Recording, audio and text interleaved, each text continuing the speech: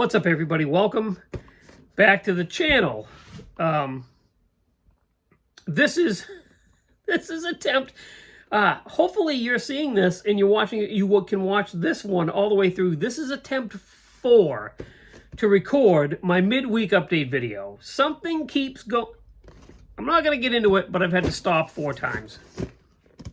Anyway, so I have a lot of stuff I'd like to talk to you about, show you. I've got some progress on the Torino. I've got some new kits, new to me kits that I want to show you. And maybe talk about something that's kind of hanging over my head. Anyway, so let's start with kits. I was at the Classic Plastic show a couple of weeks ago and I saw this really cool 78 or 80, 79, 78, 80 Roadrunner models on the table. I posted a picture of it on my Facebook page, as a matter of fact, in with all the other Classic Plastic pictures. But it was a cool model. I really dug it, and I thought, you know what, I got the wheels turning, and I couldn't find one of these kits. So I used to have one, and I gave it to my cousin Chris, and then he, luckily for me, never did anything with it. And I was over there the other night, and I said, hey, you know, it'd be cool, could I get that kit back if you're not going to do anything with it? And he, yeah, go ahead and have it. So I was able to get it back. So I got this. It's the 1980 Plymouth Volare Roadrunner Fuzz Duster.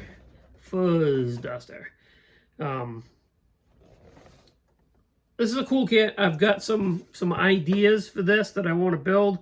None of them involve these fender flares or those wings.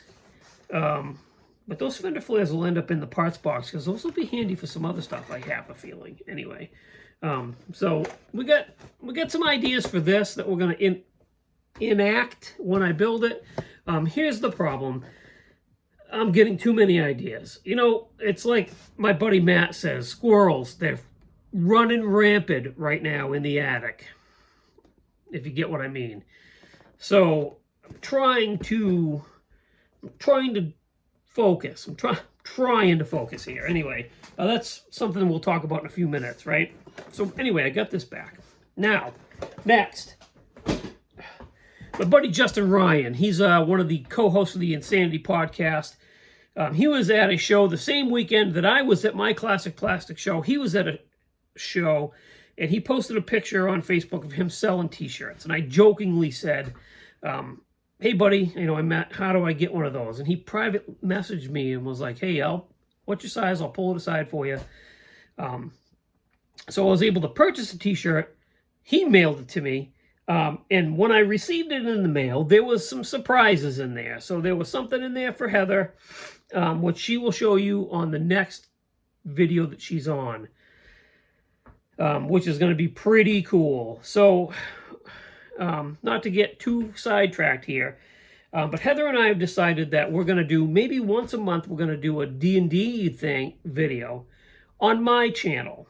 She does not want to start a YouTube channel. She doesn't have time to run it. She doesn't, but she has agreed and said that, you know, she thought it would be fun if once a month she hopped on here, recorded her own video, you know, all hers. It would be all her. It'll be a Heather video once a month on my channel regarding her hobby and her D&D stuff, which will be pretty rad, I think. And you'll probably see the little gift that Justin sent her in that first video when she records it. But the gift that Justin sent me is freaking cool. I had mentioned to him that I wanted to start building other stuff other than cars. I'd like to start building some armor, some aircraft. I was gifted some Machine & Krieger kits. I feel the need to branch out in my hobby, right? So that's what I'm doing. And I sent him a picture of a couple of monogram airplane kits that I'd gotten. And he's like, yeah, no, that's cool. He's like, they probably need some work to be nice, but that's a good start. Well, he said, if you're going to get into aircraft, here's what you got to start with. And he sent me this. It's freaking cool. So this is a Tamiya P-47 Thunderbolt. It is missing the vehicle because he built that for something else, which is fine. I love the note. Welcome to the dark side. That's amazing. Thank you, Justin, very much. And I am going to start on, I'm going to do some research, talk to some folks, because I don't want to just throw an airplane model together like I'm 12, because I got a couple of those hanging from the ceiling now. And we're going to, that's cool. So thank you, Justin. I appreciate it immensely. That's cool. Now, Torino progress. So I've got a couple more stages of weathering to do, but here is where I am at as of right now. So we're going for the ratty muscle car look. Yes, Matt, I said it again. The ratty muscle cars are where it's at least for me right now. So we did the primer gray hood with the mismatched old school snorkel scoop. I thought that would be cool. I added a little bit of oil and greasing. Looks like, you know, oil stains like where your handprints would be. Just stuff coming up from the gap around the hood. Gray primer, dirty gray primer hood. And then so on this side, we got a little bit of rusting right there and around here. And we kind of, you know, took the Scotch-Brite and scuffed up that finish, made it look faded and scratched and just not in good shape. These fender end caps, I believe, were plastic. I hope so, or fiberglass. I don't think they were metal anyway. So I like sanded those down so the bare plastic or fiberglass underneath is showing on the corners. We're going to dirty that up. Again, this is not the final stage. How I did the rust. So, like I said, I had the dark brown rust acrylic paint, and we blotted it on there, and then we added light rust. We blotted it on there with a brush, fine brush, you know, we dabbed it on there. Then we added the orange rust, and when the orange rust went on it, I blotted it with a Q-tip. And, you know, I might actually show you guys how to do that. I probably should, huh? I should probably just, it wouldn't take long. Maybe, so the next video, maybe I'll do that. I'll find a junk body somewhere or something, and I'll show you how I do my rust anyway. But then we accented the panel lines. This is where it gets bad. This is the bad side.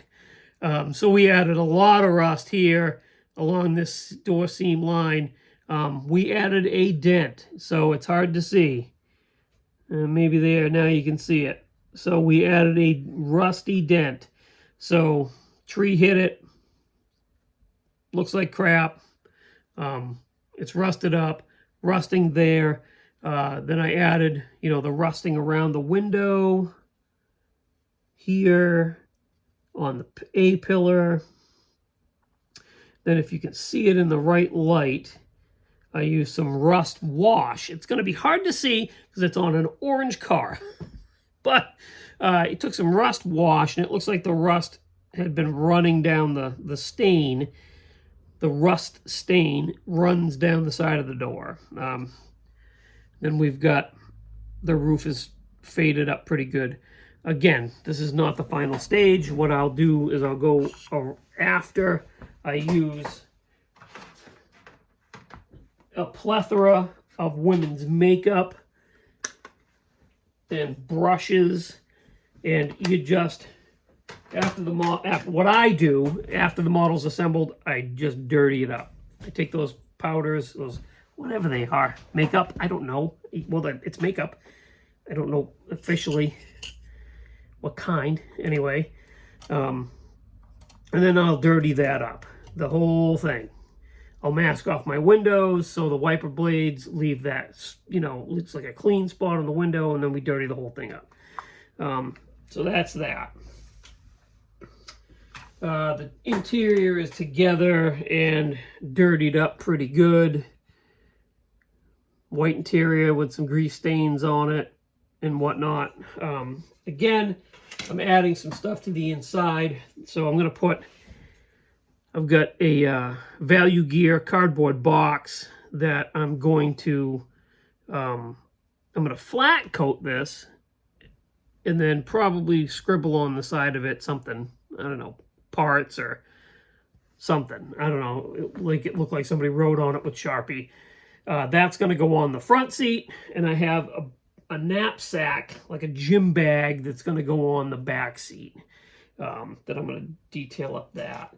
We still haven't done the engine. I haven't done the chassis. I just started the chassis. We going to dry brush this with some silver and then go over it with my rust tones. It's going to be a beat up, ratty car, but it's going to have a hot motor in it. So this, and some nice, these are the wheels I'm going with. Some drag racing wheels, if they'd stay in there. Why did that do that? There we go. So that's the wheel and tires it's going with. So this, it's going to be like this kid, or who knows, picked up this car cheap because it was a rusty piece of crap. He rebuilt the motor, built a hot motor for it, put some slapper bars on it, put some wheels and tires on it, and beating the crap out of it is what he's doing. So that's going to be where we're going with that. And like I said, I'll figure out a way to show you how I do my rust. As I've talked about it a couple times, I did the trash stang, and I did that, and I really don't think I showed you guys how I did it then either. So I probably should. Anyway, now something that's hanging over my head. Holy cow! I started this build for my Street Machine group build, and I have all but lost every bit of steam that I had for it. This normally does not happen to me. It's happened actually with a couple of kits as of late. So I really need to get back on this kit. I need to start working on this again. I've got some cool stuff for it. I've got a really cool VCG, like B&M style shifter. I got trunk decals. This is what I'm going to do the trunk in because it's got an opening trunk. I got these beautiful, absolutely beautiful decal sheet for it. I don't know. I can't explain it. Anyway, like I said, I should get back on this, but there's a couple of things about this kit that is kind of bugging me. So it's a Johan kit. Certain aspects of those old Johan kits are really nice. Like their interior dash detail and all that stuff is nice. But, so the chassis, right? Plus, my chassis, see something missing there? Yeah. This whole cross member is gone. So, there's that. And then there's not a lot I can do with the motor. And I'm not really a fan of it. To be totally 100% transparent, the motor doesn't give me warm, fuzzy feelings. I mean, everything else is pretty cool. I mean, it's all right, right? It's like I got these Iceman Collections Kragers with BFG tires for it, front and rear. Those would be cool.